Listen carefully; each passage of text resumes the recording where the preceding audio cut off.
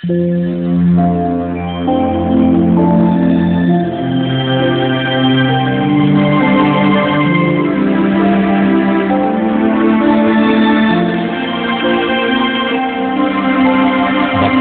ang bumabasa at ang nangakikinig ng mga salita ng hula at tumutupad ng mga bagay na nasusulat doon, sapagkat ang panahoy malapit na.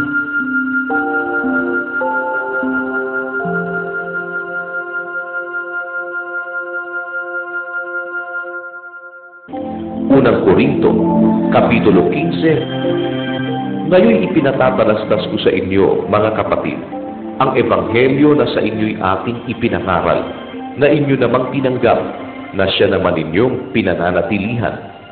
Sa pamamagitan naman ito'y ligtas kayo, kung matiyagan ninyong iingatan ang salitang ipinangaral ko sa inyo, maliban na kung kayo'y nagsisampalataya ng walang kabuluhan. Sapagkat ibinigay ko sa inyo una sa lahat, ang aking namang tinanggap, na si Kristo ay namatay dahil sa ating mga kasalanan, ayon sa mga kasulatan, at siya'y inilibing, at siya'y muling binuhay ng ikatlong araw ayon sa mga kasulatan, at siya'y napakita kay Cephas at saka sa 12. Pagkatapos ay napakita sa mahigit na 500 kapatid na paminsan, na ang karamihan sa mga ito'y nangabubuhay hanggang ngayon, datapwat ang mga iba'y nangatulog na. Saka napakita kay Santiago, at saka sa lahat ng mga apostol. At saka huli-hulihan, tulad sa isang ipinanganak sa di kapanahunan, ay napakita naman siya sa akin. Ako nga ang pinakamaliit sa mga apostol, at hindi ako karapat-dapat na tawaging apostol, sapagkat pinag-usig ko ang iglesia ng Diyos. Datapot sa pamamagitan ng biyaya ng Diyos, ako nga'y ako, at ang kanyang biyaya na ibinigay sa akin ay hindi nawawala ng kabuluhan. Bagkus ako'y malhabis na nagpagal kaysa kanilang lahat, bagaman hindi ako, kundi ang biyaya ng Diyos na sumasa akin. Maging ako nga o sila, ay gayon ang aming ipinangangaral, at gayon ang inyong sinampalatayanan. Kung si Kristo nga'y ipinangangaral na siya'y muling binuhay sa mga patay, bakit ang ilan sa inyo ay nagsisipagsabi na walang pagkabuhay na mag-uli ng mga patay? Datapwat kung walang pagkabuhay na mag-uli ng mga patay, ay hindi rin nga muling binuhay si Kristo. At kung si Kristo'y hindi muling binuhay, ay walang kabuluhan nga ang aming pangangaral. Wala rin namang kabuluhan ang inyong pananampalataya.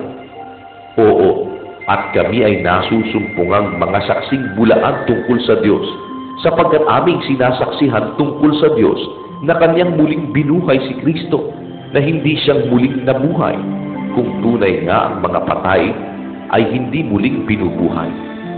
Sapagkat kung hindi muling binubuhay ang mga patay, ay hindi rin nga muling binuhay si Kristo. At kung si Kristo ay hindi muling binuhay, ang inyong pananampalataya ay walang kabuluhan, kayo'y nasa inyong mga kasalanan pa. Kung gayon nga, ang mga nangatutulog din naman kay Kristo ay pawang nangapahamak. Kung sa buhay lamang na ito tayo nagsisiasa kay Kristo, ay tayo sa lahat ng mga tao ang lalong kahabag-habag. Datapot si Kristo nga'y muling binuhay sa mga patay, na siya ay naging pangunahing bunga ng nangatutulog. Sapagkat yamang sa pamamagitan ng tao'y dumating ang kamatayan, sa pamamagitan din naman ng tao'y dumating ang pagkabuhay na mag-uli sa mga patay.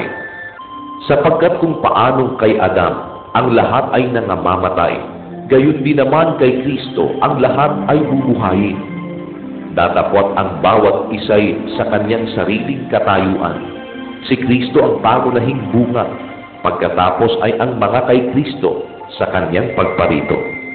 Kung magkagayoy darating ang wakas, pagka ibibigay na niya ang kaharian sa Diyos, sa makatuwid bagay sa Ama, pagka lilipulin na niya ang lahat ng paghahari at lahat ng kapamahalaan at kapangyarihan, sapagkat kinakailangan siya'y maghari hanggang mailagay niya sa ilalim ng kanyang mga talampakan ang lahat niyang mga kaaway. Ang kahuli-hulihang kaaway na lilipulin ay ang kamatayan. sapagkat kanyang pinasuko ang lahat ng mga bagay sa ilalim ng kanyang paa. Datapwat kong sinasabi, ang lahat ng mga bagay ay pinasuko, ay maliwanag na itinanggi yaong nagpasuko ng mga bagay sa kanya. At kung ang lahat ng mga bagay ay mapasuko na sa kanya, kung magkagayoy, ang anak rin ay pasusukuin naman sa nagpasuko ng lahat ng mga bagay sa kanya, upang ang Diyos ay maging lahat sa lahat. Sa ibang paraan, anong gagawin ng mga binabautismuhan dahil sa mga patay? Kung ang mga patay ay tunay na hindi muling binubuhay, bakit nga sila'y binabautismuhan dahil sa kanila? Bakit baga naman tayo'y nanganganib bawat oras? Ipinahahayag ko alang-alang sa ikaluluwalhati ninyo, mga kapatid, na taglay ko kay Kristo Jesus na Panginoon natin na araw-araw ay namamatay ako. Kung ako'y nakipagbaka sa Efeso laban sa mga galit, ayon sa kaugalian ng tao, ano ang pakikinabangin ko? Kung ang mga patay ay hindi muling binubuhay, magsikain at magsiinom tayo, yamang bukas tayo'y mga mamatay. Huwag kayong padaya. Ang masasamang kasama ay sumisira ng magagandang ugali. Gumising kayo ng ayon sa katuwiran at huwag magkasala, sapagkat may mga ibang walang pagkakilala sa Diyos. Sinasabi ko ito upang kayo'y kilusin sa kahihiyan. Datapot sasabihin ng iba, paanong muling bubuhay ng mga patay? At anong anyo ng katawan ang iparirito nila? Ikaw namang ang inyong inihahasik ay hindi binubuhay maliban na kung mamatay.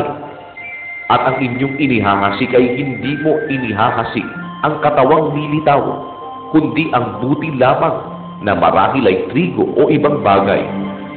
Datapwat ang Diyos ay nagbibigay ng katawan dito ayon sa kanyang minagaling, at sa bawat binhi ay ang sariling katawan.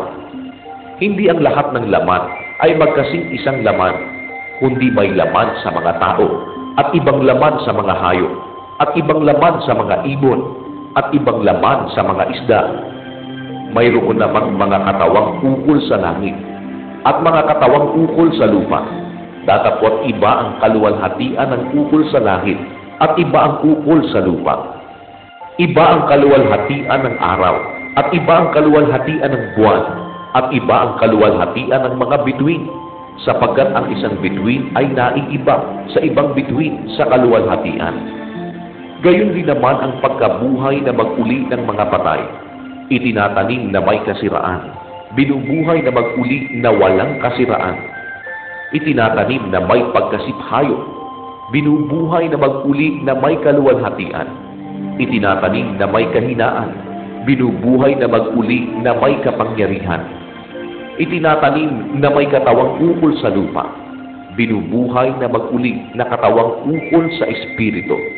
Kung may katawang ukol sa lupa, ay may katawang ukol sa espiritu naman. Gayon din naman nasusulat, ang unang taong si Adam ay naging kaluluwang buhay. Ang huling Adam ay naging espiritong nagbibigay buhay.